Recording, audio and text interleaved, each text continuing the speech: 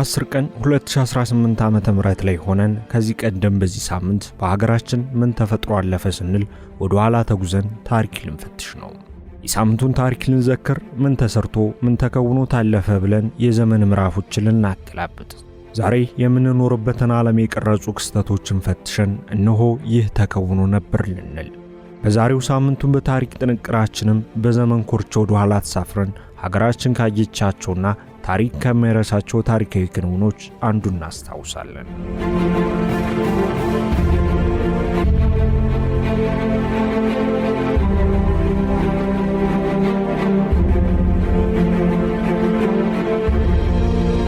ከ305 ዓመታት በፊት በዚህ ሳምንት ግንቦት 10 ቀን ንጉሠ ነገሥት አጼ በካፋ የኢትዮጵያን የንግሥና ዙፋን ተቆጣጥረው የግዛት ዘመናቸውን ጀመሩ።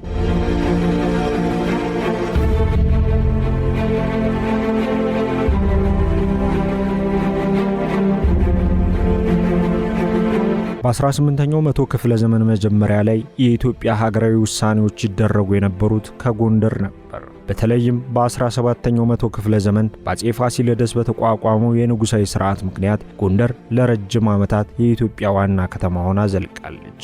ከተማዋ የፖለቲካና የባህል ማዕከል የነበረች ሲሆን የድንጋይ ግንቦች፣ አብያተ ክርስቲያናትና ሕያው የቤተ መንግሥት ሕይወት መኖሪያም ጭምር ነበረች።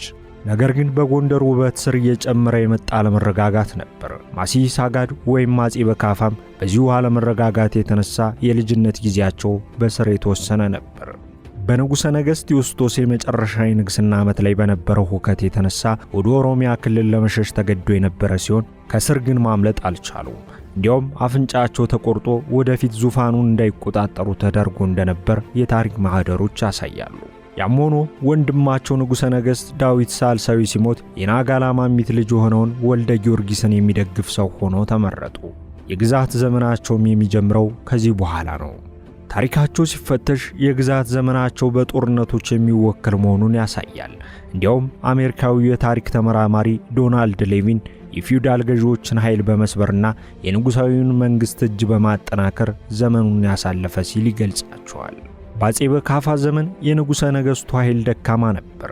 የክልል መኳንንት፣ ኃያላን ራስና ደጃዝማቾች ተደማጭነት ነበራቸው። የፍርድ ቤት ሴራዎች የተለመዱ ነበሩ። ግድያዎች በድብቅ ይካሄዱ ነበር። የሃይማኖት አለመግባባቶች ቀሳውስትንና ምሁራንን ከፋፈሉ። አጼ በካፋ በግዛቱ ዙሪያ የሚፈጸሙ ስህተቶችን ለማረምና ኢፍትሐዊነትን ለመፈለግ አቅማቸውን ሁሉ ተጠቅመዋል። ዙፋናቸውን በቀላሉ አልወረሱም። በእርግጥ ከንጉሠ ነገሥት ቀዳማዊ ኢያሱና ከእቴጌ ማርያማዊት የተወለዱ ቢሆንም ይህ ዙፋኑን በቀላሉ ለመቆጣጠር ዋስትና አልሆነላቸውም። እሳቸው ከልጅነታቸው ጀምሮ የተማሩት አንድ ወሳኝ የሆነ ነገር ነበር። እርሱም በጥንቃቄ ማመንና ሁሉንም መጠንቀቅ የሚሉት ናቸው። ይህ ትምህርት በኋላ ላይ የሚመጣውን የንግሥና ዘመናቸውን ይገልጻል። የዙፋን ጥሪያቸው ሲቃረብ ከሌሎች መከላከል ወይም መጠበቅ ነበረባቸው። በኢትዮጵያ የሥልጣን ሽግግር ሲኖር የተለመደ ሽኩቻ በበርካታ ኃይሎች መካከል ይፈጠራል። በወቅቱም የንጉሣዊ ሥርዓቱን ለመተካት ውስብስብ ነገር ተፈጥሯል። መኳንንት ዓመፅን ለመከላከል በማሰብ ይታሰራሉ ወይም በክትትል ስር ይቆዩ ነበር። ወንድማማቾች ተፎካካሪዎች ይሆናሉ። እያንዳንዱ የንጉሥ ልጅ ኃይል ከአደጋ ጋር እንደሚመጣ እያወቀ ያድግ ነበር። ታዲያ ውጥረቱ ከያቅጣጫው ስለሚበረታ ዙፋኑ ላይ የሚቀመጠው ኃይል እጅጉን ይፈተናል። የአጼ በካፋ አባት ንጉሠ ነገሥት ኢያሱ ቀዳማዊ ጥቅምት 3 ቀን 1699 ሲሞቱ ከላይ በጠቀስናቸው ስሜቶች ምክንያት ኢትዮጵያ አለመረጋጋት ውስጥ ገባች። ተተኪዎች ዙፋኑን ለመቆጣጠር እርስ በርስ ጉሽሚያውን ቀጠሉ። ስልጣን እንደየግጭቶቹ አይነት ይለዋወጥ ጀመር።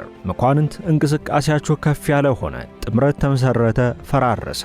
ለዓመታት ዙፋኑ በዘመዶችና በተቀናቃኞች መካከል እጅ ይለዋወጥ ነበር።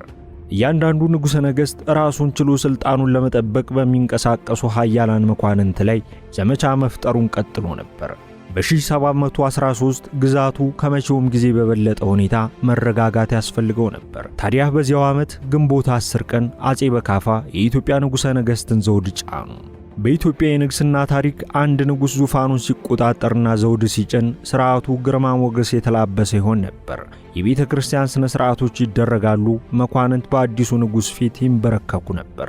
ነገር ግን አጼ በካፋ በንግስናቸው ቀን የገጠማቸው ከዚህ ተቃራኒው ነበር። በሀገሪቱ የተለያዩ ክፍሎች ማስፈራሪያዎች ነበሩ። ይህ ግን የክብር ካባቸውን ለተጎናጸፉት ንጉስ ድንጋጤ አልፈጠረም። አጼ በካፋ ዝናቸው በመላ ሀገሪቱ በከፍተኛ ፍጥነት ተሰራጨ። ቤተ መንግስታቸውን በንቃት የሚጠብቁ፣ ራሳቸውን በተራሶች ህይወት ውስጥ የሚደብቁና መረጃን ለማግኘት የሚተጉ መርማሪ መሪ በመሆናቸው በጉልበት ከሚያስቡት ተቀናቃኞቻቸው በላቀ ሁኔታ ግዛታቸውን አደራጁ።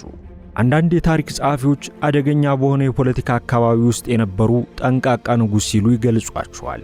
ንቁ ነበሩ፣ ምክንያቱም በወቅቱ ኢትዮጵያ ዘመነ መሳፍንት ወይም የልዑላን ዘመን ወደሚባለው ሥርዓት እየገባች በመሆኑ ስልጣኑ በእጃቸው መቆየቱን ማረጋገጥ ይፈልጉ ነበር። ምንም እንኳን ኢትዮጵያ ወደዚህ ዘመን የገባችው ከአጼ በካፋ ያገዛዝ ዘመን በኋላ ቢሆንም አርቀው ማሰባቸው ለዘሮቻቸው ምቹ መንገድን የፈጠረ ነበር። አጼ በካፋ ዘመኑን ቀድሞ የተረዱ ስለመሆናቸው ማሳያ የሚሆነውም በግዛት ዘመናቸው ያሳዩት ይሄው ንቁነትና ጠንቃቃነት ነው። ቀጥለን በጎንደር የነበረው የግዛት ዘመን ሕይወታቸውን በጥልቀት እንመርምር።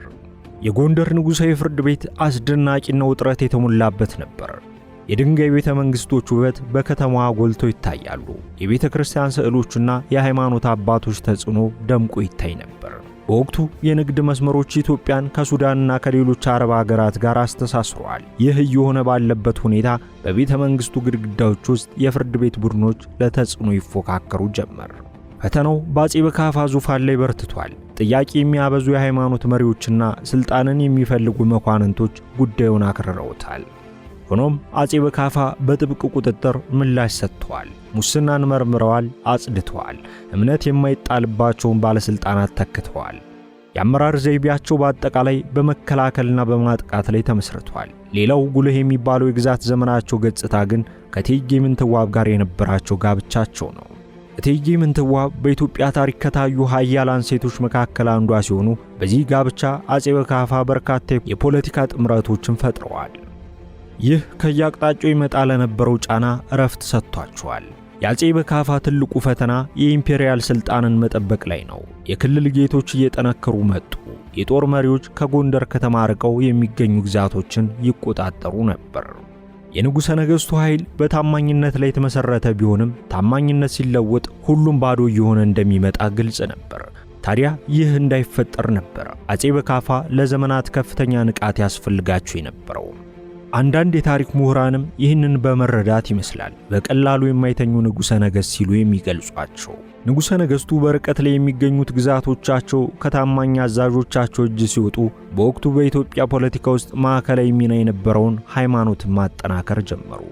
የኢትዮጵያ ኦርቶዶክስ ተዋሕዶ ቤተክርስቲያን መንፈሳዊ ስልጣንን ብቻ ሳይሆን የአእምሮና የፖለቲካ ኃይልም ስለነበረች አጼ በካፋ የሥነ መለኮት ክርክሮች እንዲቀጥሉ፣ ገዳማዊ ሰዎች ተደማጭነት እንዲኖራቸውና በእሳቸውና በሃይማኖታዊ ስፍራዎች መካከል ጠንካራ ትስስር እንዲፈጠር ፈቀዱ።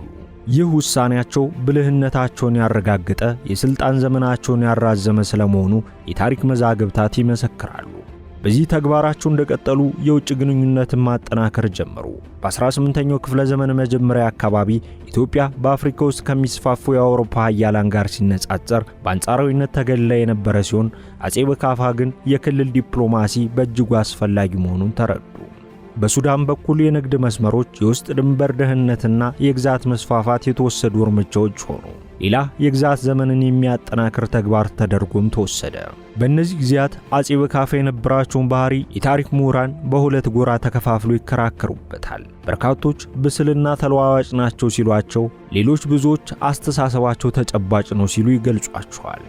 በእርግጥ ንጉሠ ነገሥታት በተገለበጡበት፣ በተመረዙበት ወይም በተሰደዱበት ዘመን በጥንቃቄ መትረፋቸው ከሚያሳየው ነገር አንጻር ብስልና ተለዋዋጭ ናቸው የሚለው ብዙዎችን አስማምቷል። የአጼ በካፋ ተጠራጣሪ ባህሪ በሕይወት ዘመናቸው አመፅን ሊከላከልላቸው ችሏል። ሆኖም ግን ኃይላቸው ምን ያህል ስስና ታማኝ ያልሆነ እንደሆነም አሳይቷል። ሆኖም በዚህ ሁሉ የታሪክ ክርክር መሃል ከግንቦት 10 ቀን 1713 ዓ.ም እስከ መስከረም 9 ቀን 1723 ዓ.ም ድረስ ለ9 ዓመታት ያህል ገዝተዋል።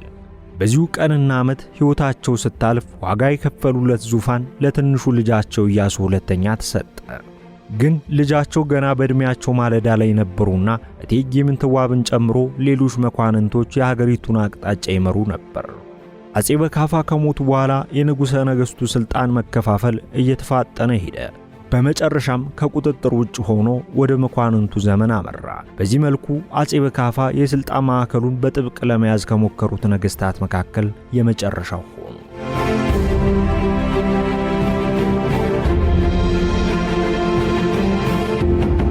ሳምንቱን በታሪክም በዛሬው መሰናዶ የአጼ በካፋን የሥልጣን ዘመን ጅማሮን ምክንያት አድርጎ ከ17ኛው እስከ 18ኛው መቶ ክፍለ ዘመን የነበረውን ውስብስቡን የኢትዮጵያ ንጉሣዊ ሥርዓት እንዲህ አስታወሰ።